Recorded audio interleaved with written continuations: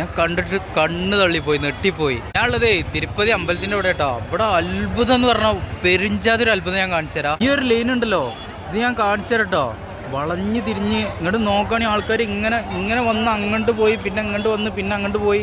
ഇതല്ല തുടങ്ങുന്നുണ്ട്, അങ്ങനെ അവിടേക്ക് പോട്ടോ. ഇതൊക്കെ ഈ ലൈനൊക്കെയുള്ള ആൾക്കാരാട്ടോ ഈ വരുന്നത്.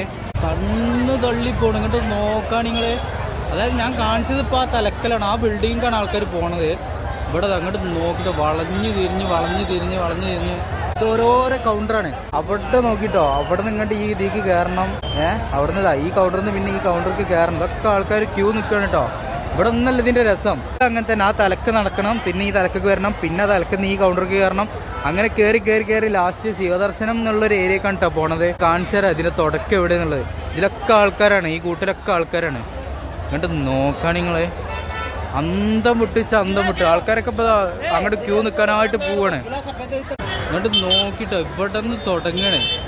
എത്രങ്ങാനും ആൾക്കാർ, ജനസാഗരം കേട്ടോ. വെറുതെ ഇവിടെ ഫ്രീ ടോയ്ലറ്റ് അത് ഇതെന്നുള്ള ബോർഡൊക്കെ കൊടുത്തിരിക്കണേ. നിങ്ങൾ ഈ ആട്ടുകൂട് പോലെ ഉണ്ടാക്കി വെച്ചിങ്ങനെ ഈ സംഭവം കണ്ടില്ലേ? ഇവിടെ നിന്ന് ഇങ്ങനെ റൗണ്ട് അടിച്ചതാ ആൾക്കാർ പോകണമൊക്കെ. ഇങ്ങനെ പോയി പിന്നെ അങ്ങോട്ട് പോയി പിന്നെ ഇങ്ങോട്ട് വന്ന് പിന്നെ അങ്ങോട്ട് പോയി. പാമ്പും കോണിയും കളിക്കണ പോലെ.